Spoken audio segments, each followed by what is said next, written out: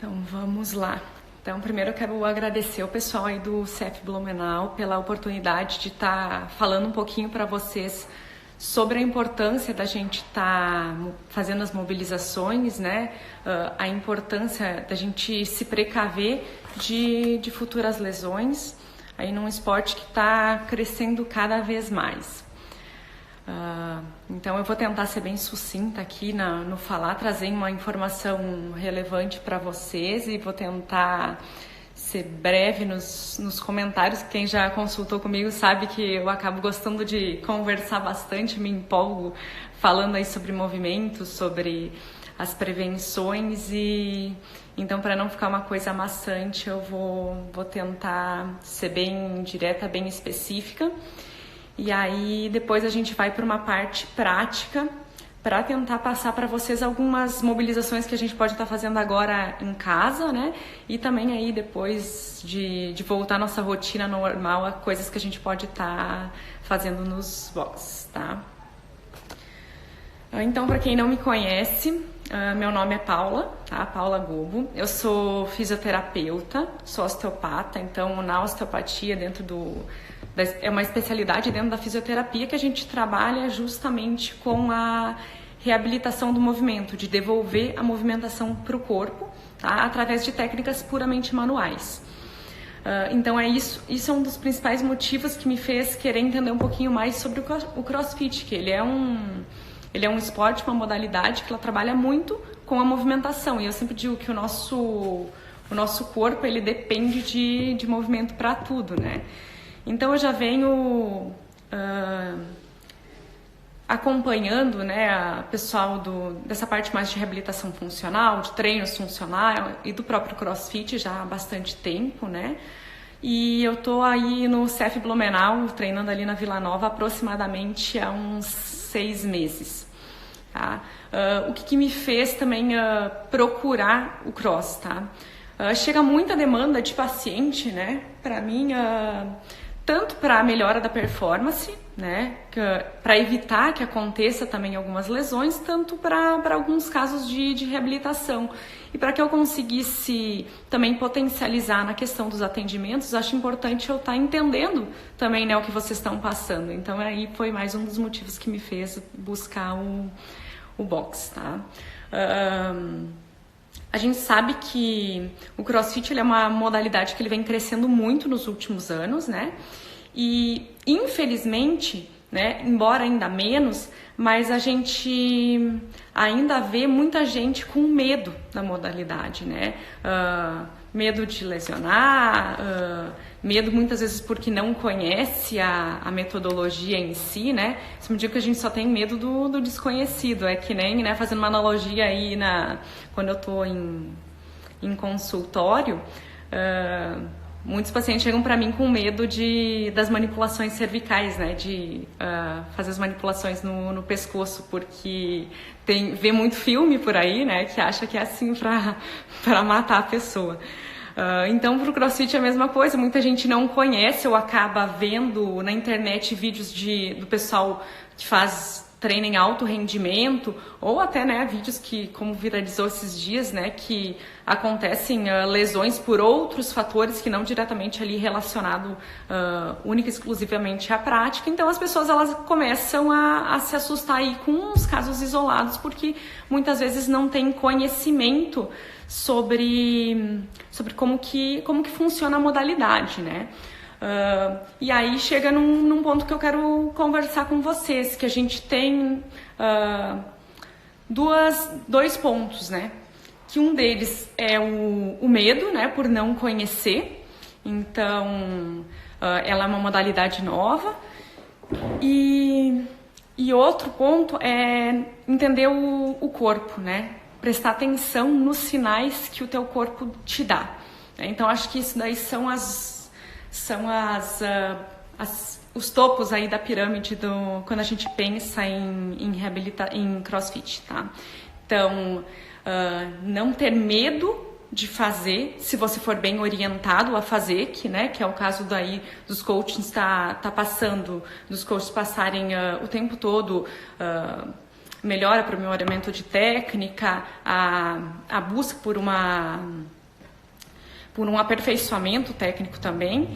E a gente, enquanto praticante do cross, ficar atento aos sinais do nosso corpo, né? O nosso corpo, eu sempre digo assim, ele vai sinalizar para ti, ele vai te sinalizar quando alguma coisa não está funcionando bem, né? Só que a gente muitas vezes é teimoso, a gente não escuta, né? Então, seja um desconforto, uma dor, uma restrição de movimento, então tudo isso o nosso corpo ele tenta sinalizar.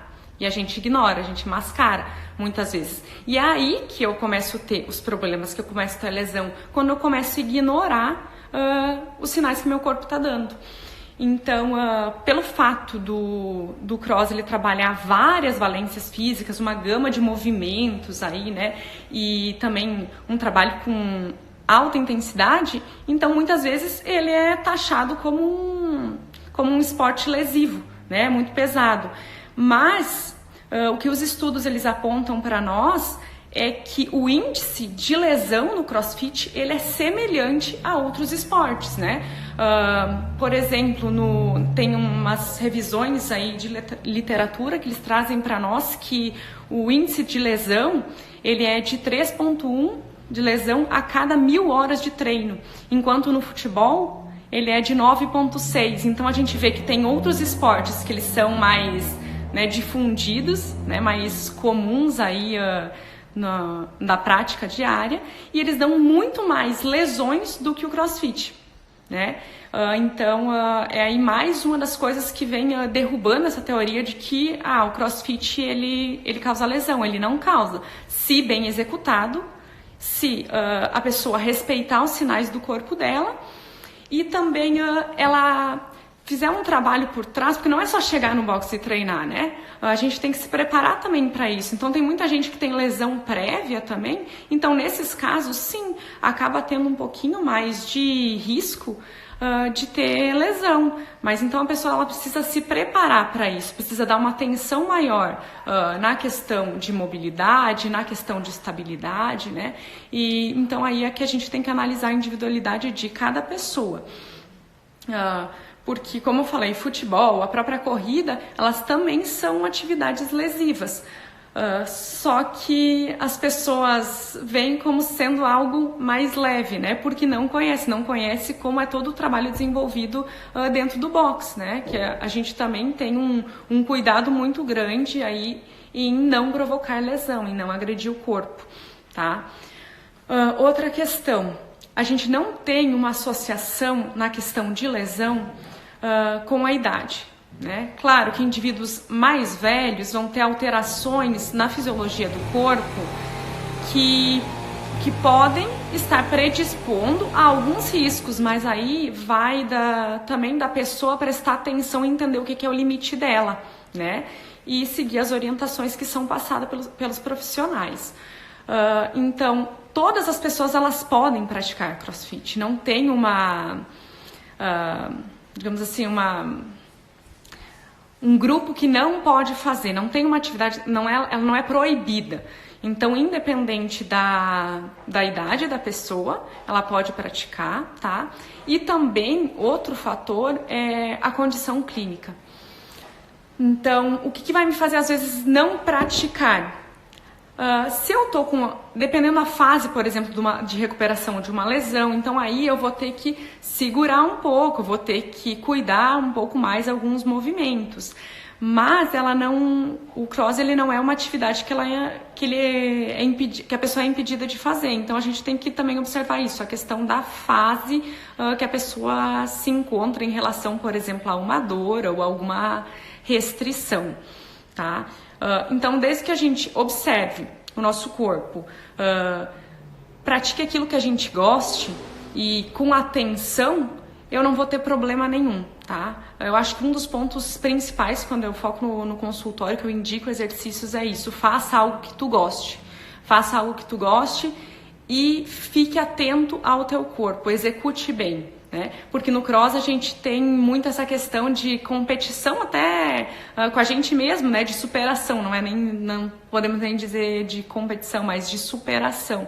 Então aí que a gente tem que tomar às vezes alguns cuidados para respeitar os nossos limites, para observar. Às vezes eu quero executar um movimento um pouco mais complexo, aumentar uma carga, né, bater um PR aí, então eu preciso, às vezes, voltar para um exercício um pouco mais básico, alguma coisa que seja a mobilidade e a estabilidade, que são 2 pontos bem importantes a serem trabalhados, para aí eu conseguir ter uma boa execução e conseguir aí e bater os meus objetivos, né?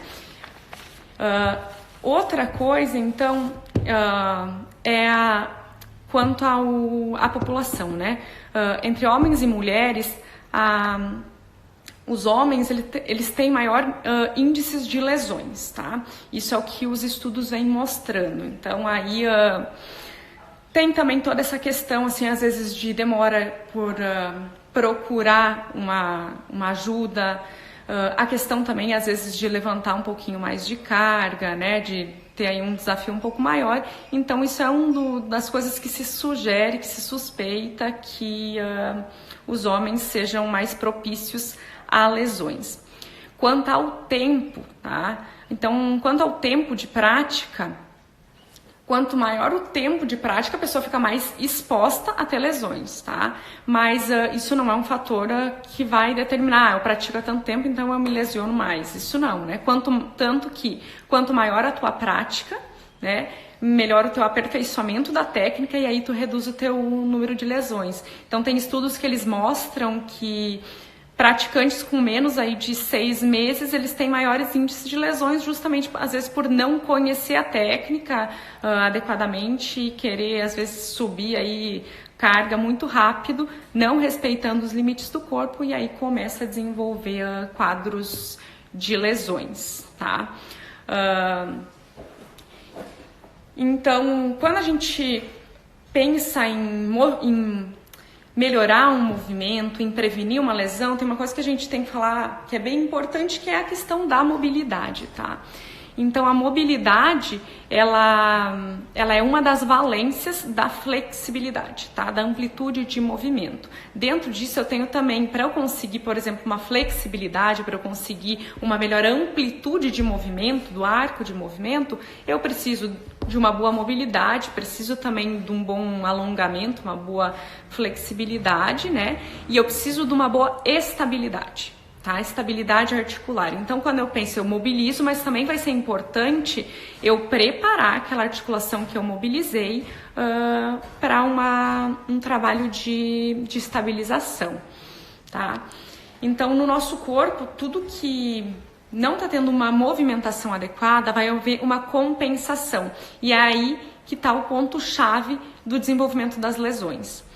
Então, quando eu começo no meu corpo a ter uma restrição de movimento, que eu digo uma zona hipomóvel, o corpo ele é muito inteligente, né? Então, ele não vai me deixar me movimentar ali em bloco, em robô. O que ele vai fazer automaticamente?